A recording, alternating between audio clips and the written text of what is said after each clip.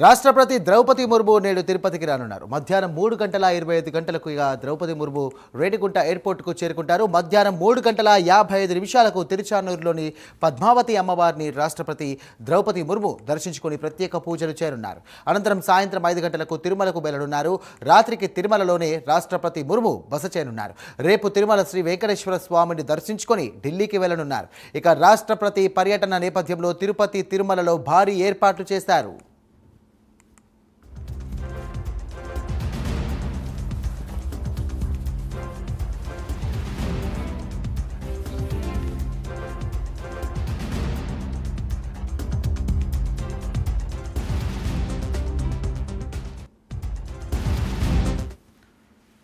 ఇదే అంశానికి సంబంధించి మరిన్ని డీటెయిల్స్ అందించడానికి మా కరెస్పాండెంట్ సునీల్ సిద్ధంగా ఉన్నారు. సునీల్, చెప్పండి, రాష్ట్రపతి పర్యటన సందర్భంగా భద్రతా ఏర్పాట్లు ఎలా చేశారు, అలాగే దీనికి సంబంధించి కూడా దర్శనం ఏర్పాట్లు ఎలా చేశారు?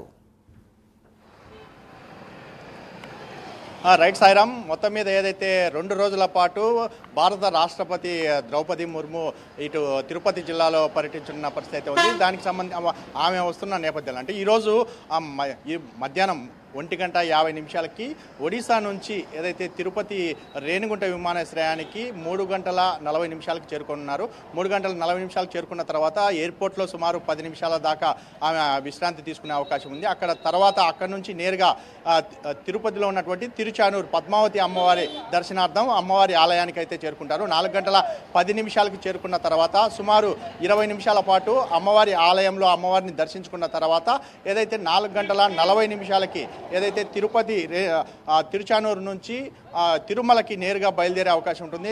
తిరుమలకి బయలుదేరిన తర్వాత 5:40 ఏదైతే తిరుమలకి చేరుకుంటారో తిరుమలలోనే ఏదైతే తిరుమల పద్మావతి అతిథి గృహంలో ఆమెకి బస ఏర్పాటు చేసిన పరిస్థితి ఉంది. అక్కడే ఆమె రాత్రి స్టే చేస్తారు. రేపు ఉదయం అంటే 21వ తేదీ ఉదయం 9 గంటలకి పద్మావతి గెస్ట్ హౌస్ నుంచి ఆమె బయలుదేరి నేరుగా వరాహస్వామి ఆలయానికి చేరుకుంటారు. వరాహస్వామి ఆలయంలో స్వామివారిని దర్శించుకున్న తర్వాత ఏదైతే 10 గంటలకి శ్రీ వెంకటేశ్వర స్వామి వారిని ఏదైతే మహాద్వారం వద్ద ఆమెకి ఇస్తికాపల్ స్వాగతం పలుకుతారో దానికి సంబంధించినటువంటి ఏర్పాట్లు కూడా పూర్తి స్థాయిలో చేసిన పరిస్థితి ఉంది. అంటే ఏదైతే రాష్ట్రపతి వస్తున్న నేపథ్యంలో ఇప్పటికే ఇటు తిరుపతి, తిరుమలలో భారీ స్థాయిలో భద్రత ఏర్పాటు చేసిన పరిస్థితి ఉంది. ముఖ్యంగా రాష్ట్రపతి నివసించేటువంటి ప్రాంతం ఏదైతే పద్మావతి ప్రాంతం చూసుకున్నట్లయితే పూర్తిగా ఏదైతే కేంద్ర బలగాలు పూర్తిగా ఆధీనంలో తీసుకున్న పరిస్థితి ఉంది. 2 రోజుల నుంచి అంటే నిన్నటి నుంచే పూర్తిగా ఆ ప్రాంతాన్ని అయితే ఆధీనంలో తీసుకున్న పరిస్థితి ఉంది.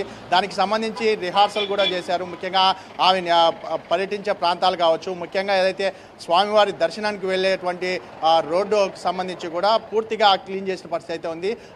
రేపటి దర్శన నేపథ్యంలో ఈరోజు మధ్యాహ్నం నుంచి పూర్తి స్థాయిలో అంటే ఎక్కడ పద్మావతి అతిథి గృహం ప్రాంతంలో పూర్తి స్థాయిలో అన్ని చోట్ల నిలబెట్టే అవకాశం ఉంది. ట్రాఫిక్ను పూర్తి స్థాయిలో మళ్లించిన పరిస్థితి కనపడుతుందని చెప్పొచ్చు. మరోవైపు ఇటు తిరుపతి, తిరుమలలో భారీ స్థాయిలో ట్రాఫిక్ మళ్లింపులు ఉన్న పరిస్థితి ఉంది. ఈరోజు ఆమె రానున్న నేపథ్యంలో అంటే మధ్యాహ్నం 3 గంటల నుంచి ఇటు అలిపిరి ప్రాంతం కావచ్చు, మరోవైపు బాలాజీ కాలనీ ప్రాంతంలో వెళ్ళేటువంటి ఏదైతే తిరుపతి నుంచి తిరుమలకు వెళ్ళే బస్సులు కావచ్చు, ముఖ్యంగా ఏదైతే తిరుపతికి వచ్చేటువంటి వివిధ బస్సులు వేరే ప్రాంతం నుంచి మళ్లిస్తున్న పరిస్థితి ఉంది. మొదట ఏదైతే తిరుచానూరు పద్మావతి అమ్మవారి దర్శన అనంతరం నేరుగా ఫ్లైఓవర్ మీద వస్తారు.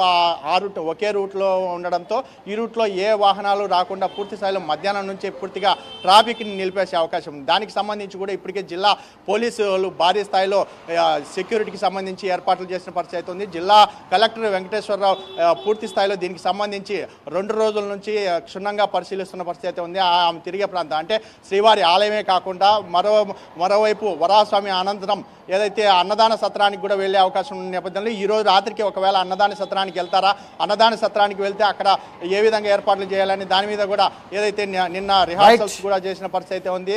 రేపు ఉదయం ఒకవేళ స్వామివారి దర్శనం తర్వాత ఏదైతే అన్నదాన సత్రానికి వెళ్తారా అనే దాన్ని కూడా క్లారిటీ ఇన్ పరిస్థితి ఉంది. అంటే ఏదేమైనప్పటికీ 2 రోజుల పాటు ద్రౌపది ముర్ము పర్యటన నేపథ్యంలో ఇప్పటికే భారీ స్థాయిలో సెక్యూరిటీ ఏర్పాటు చేశారు. మరోవైపు భక్తులకు సంబంధించి దర్శనాలు కూడా ఈరోజు భారీ స్థాయిలో తగ్గిపోయిన పరిస్థితి ఉంది. ముఖ్యంగా రేపటికి సంబంధించినటువంటి విఐపీలు కూడా చాలా వరకు దర్శనాన్ని కూడా కేటాయించిన పరిస్థితి ఉంది. ఎందుకంటే ప్రోటోకాల్ పరిధి ఏదైతే ఆమె రిసీవ్ చేసుకున్నటువంటి విఐపీలు మాత్రమే ఆమెతో దర్శనానికి వెళ్ళే అవకాశం ఉన్న నేపథ్యంలో మిగతా వాళ్ళు ఎవరు తిరుమలకి రావద్దని చెప్పేసి టీటీడీ కోరుతున్న పరిస్థితి ఇక్కడ కనపడుతుంది. Sairam. Right, thank you Sunil.